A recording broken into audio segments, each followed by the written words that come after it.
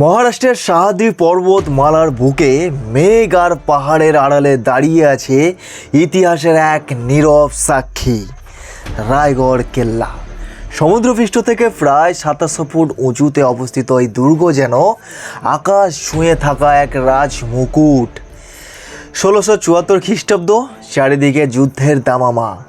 সেই সময় মহান যোদ্ধা ছত্রপতি শিবাজী মহারাজ এই দুর্গকে তার রাজধানী হিসেবে ঘোষণা করেন। রায়গড় তখন শুধু একটি কেল্লা নয়, হয়ে ওঠে স্বাধীনতার প্রতীক।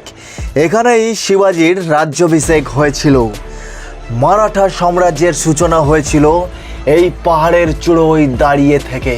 জীবনের প্রথমবার এরকম এক্সপিরিয়েন্স করছি, তাও আবার পায়ে হেঁটে। পাহাড়ের খাড়া প্রায় 3 কিলোমিটার মতো রাস্তা চড়াই করে এসেছি। এখনও সেই ফোর্টের মেন গেট এখনও বাকি আছে। ফাইনালি পৌঁছে গেছি ছত্রপতি শিবাজী মহারাজের নিজের হাতে গড়া মহান সাম্রাজ্যের সামনে, রায়গড় কেল্লার সামনে। এটাই হচ্ছে সেই রায়গড় কেল্লা এবং এটাই হচ্ছে মেন সদর দরজা। এই সিঁড়িগুলো চড়াই করলে তোমরা কিন্তু ছত্রপতি শিবাজী মহারাজের স্থাপত্যর নিদর্শন খুঁজে পাবে। প্রত্যেকটা সিঁড়ি পেরোতেই গেলে তোমরা কিন্তু প্রাচীন ইতিহাসের কথা মনে পড়বে, তোমাকে মনে করাবেই প্রত্যেকটা পাথরের গায়ে প্রাচীন ইতিহাসের কথা কিন্তু লেখা আছে। তোমরা কিন্তু গর্বের সাথে এই পাহাড় চড়াই করে করে তোমরা কিন্তু নিজেকে গর্বিত মনে করবে। চলো, এই পাহাড় চড়াই করতে করতে সিঁড়ির ধাপ এগোতে এগোতে তোমাদেরকে কিছু এই রায়গড় কেল্লার ইতিহাস তোমাদেরকে এক নজরে খুব ছোট্ট সময়ের মধ্যে কিছুটা বলে রাখি। চলো শুরু করা যাক। ভাবুন, আপনি ওপরে উঠছেন, 1700 সিঁড়ি পেরোতেই পেরোতে তোমার কিন্তু দম বেরিয়ে যাবে। প্রতিটা ধাপে ইতিহাসের স্পর্শ, বাতাস যেন আজও শোনা যায় সৈন্যদের কণ্ঠে, হর হর মহাদেব।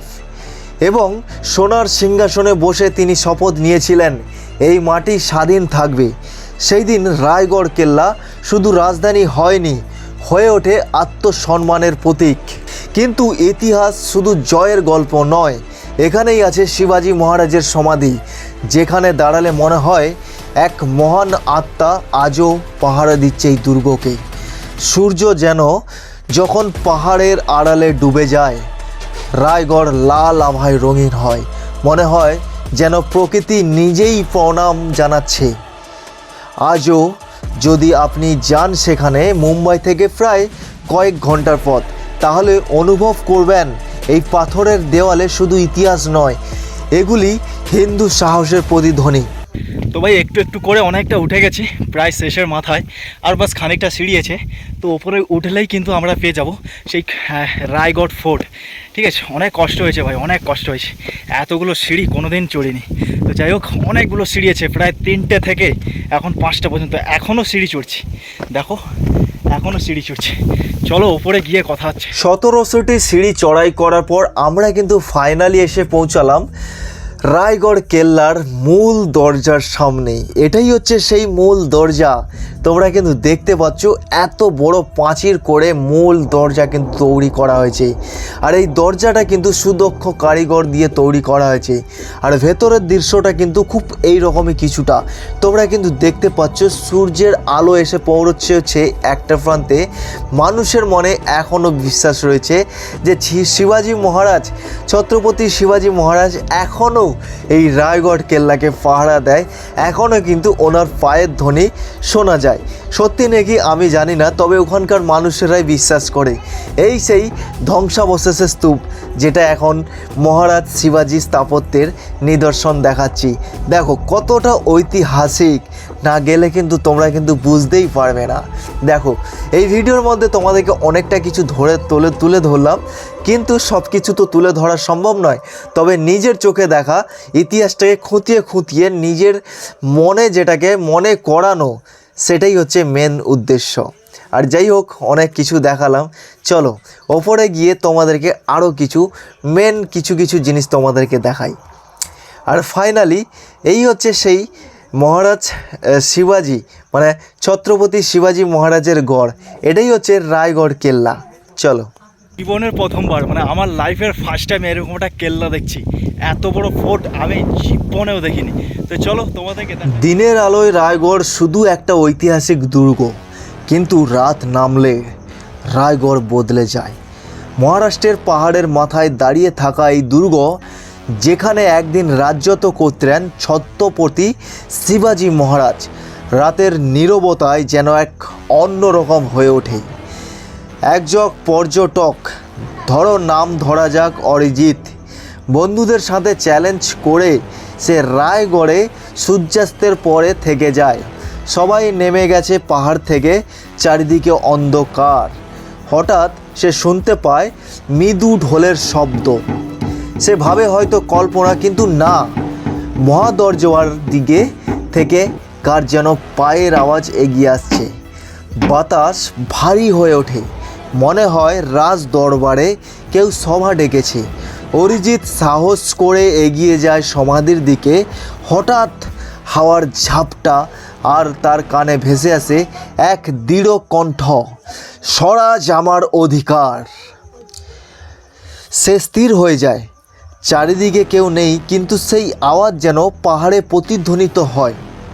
পরদিন সকালে অরিজিৎ নেমে আসে পাহাড় থেকে, কিন্তু তার চোখে অদ্ভুত পরিবর্তন। সে শুধু একটা কথাই বলে, রায়গড় এখনও জেগে আছে। রায়গড়ের প্রাচীন নাম ছিল রায়রি। প্রথম দিকে এটি স্থানীয় মোরে বংশের অধীনে ছিল। 1656 সালে এক ঐতিহাসিক পরিবর্তন ঘটে। ছত্রপতি শিবাজী মহারাজ এই দুর্গ দখল করেন। তিনি খুব দ্রুত বুঝতে পারেন এই দুর্গ শুধু একটি পাহাড় নয়, এটি ভবিষ্যতের রাজধানী হতে পারে। চারিদিকে কাহারা পাহাড়, শত্রুপক্ষে প্রায় অজেয় পথ। ওপরে পর্যাপ্ত পরিমাণে জায়গা, প্রশাসনিক কাঠামো গড়ে তোলার জন্য শিবাজী রায়রির নাম বদলে রাখেন রায়গড়, অর্থাৎ রাজাদের দুর্গ। সেই শিবাজী মহারাজের আমলে তৈরি করা এই রায়গড় ফোর্ট ভাই, এতটা ঐতিহাসিক জিনিস এখানে লুকিয়ে রয়েছে না ভাই, তোমরা দেখলেই বুঝতে পারবে। দেখো, রায়গড় শুধু পাথরের দেওয়াল নয়, এটি স্বরাজ্যের প্রতীক, এটি সাহস, এটি আত্মসম্মান ও নেতৃত্বের শিক্ষা। যেখানে পাহাড়ের চূড়ায় দাঁড়িয়ে থেকে এক সম্রাট ঘোষণা করেছিলেন, স্বাধীনতা কোনো উপহার নয়, এটি অর্জন করতে হয়। রায়গড়, যেখানে ইতিহাস আজও নিঃশ্বাস ফেলে। আর সত্যি কথা বলতে না, মহারাজ শিবাজির যে কতটা দাপট ছিল এই মুম্বাইতে রায়গড়ে, সেটা কিন্তু এখানে আসলে বোঝা যায় ভাই। সত্যি এখানকার মহারাজকে না স্যালুট। আর আমাদের আছে মহিষাদলের রাজবাড়ি, মানে মহিষাদলের রাজা ভাই, তার নামটা হয়তো আমাদের পশ্চিমবাংলার হয়তো মেদিনীপুরেই চলে, কিন্তু এই মহারাজ শিবাজি যে কি মানুষ ছিল, ভয়ঙ্কর মানুষ ছিল, যাকে দেখে শত্রুরা ভয়ে কাঁপত। আর সেই মহারাজের প্রত্যেকটা জায়গায় একটা করে শত্রুদের হাত থেকে নিজেদেরকে রক্ষা করার জন্য কিন্তু ওই রায়গড়ে অনেক জায়গায় রয়েছে। কুলাবা ফোর্ট, মুন্ডবা ফোর্ট, অনেক ফোর্ট রয়েছে।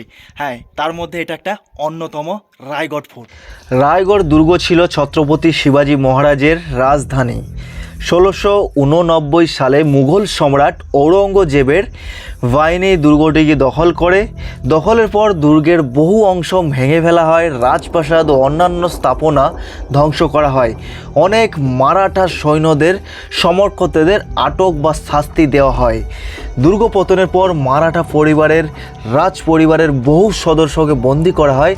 বিশেষ করে শিবাজির নাতি শাহু মহারাজকে মুঘলদের হাতে বন্দী হন এবং বহু বছর বন্দী অবস্থায় ছিলেন।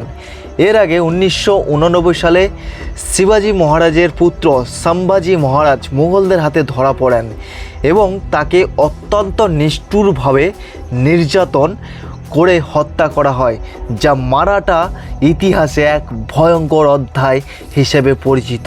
ওম নমো শিবায়, নমো শিবায়। কেল্লাটা এত বড় যে তোমরা সারাদিন ঘুরলেও শেষ করতে পারবে না। আমি সারাদিন ঘুরে পুরো ক্লান্ত হয়ে গেছি, আর এখন প্রায় সন্ধ্যা হতে চলেছে। এবার আমি কিন্তু সিঁড়ি বেয়ে আর নামবো না, কারণ সিঁড়ি বেয়ে নামলে ভাই প্রচুর পরিশ্রম হবে, রাত 8টা বেজে যাবে, আর 8টা বেজে গেলে বাস পাবো না। সেই কারণে রোপওয়েতে 300-400 টাকার মতো খরচ হয়। চলো রোপওয়ের কাছে গিয়ে তোমাদেরকে বলছি। যাই হোক, অনেক ঘোরাঘুরি করলাম, অনেক কিছু দেখলাম, মহারাজ শিবাজির অনেক ইতিহাস লুকিয়ে থাকা সেগুলোও দেখলাম। তো সব কিছু দেখার পর এখন কিন্তু প্রায় সন্ধ্যা হয়ে গেছে। কিন্তু সব থেকে মেন বড় ব্যাপারটা হচ্ছে কি, সব থেকে অদ্ভুত ব্যাপারটা হচ্ছে এখানে বাস পাওয়া যায় না।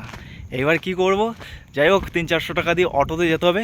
আর হ্যাঁ, যেটা বলছিলাম, রোপওয়ের ভাড়া কিন্তু 215 টাকা। আর ওতে খুব সহজ, মানে 15 মিনিটে তোমরা কিন্তু পৌঁছে যাবে। হ্যাঁ, যেটা তুমি সারাদিন লাগছে, মানে 3 ঘন্টার মতো লাগছে, 2 ঘন্টা 2.5 ঘন্টা তো আরামসে লাগছে, সেটা তুমি কিন্তু 15 মিনিটে পৌঁছে যাচ্ছ নিচে। যাই হোক, এখন অটো টোটো ধরে একটা বাস স্ট্যান্ডে যেতে হবে। তো এখান থেকে মেন ব্যাপারটা হচ্ছে, এটা সিটির মধ্যে নয় না, সিটি ছাড়িয়ে অনেকটা দূরে রয়েছে, কিন্তু একটা খুব দারুণ জায়গা।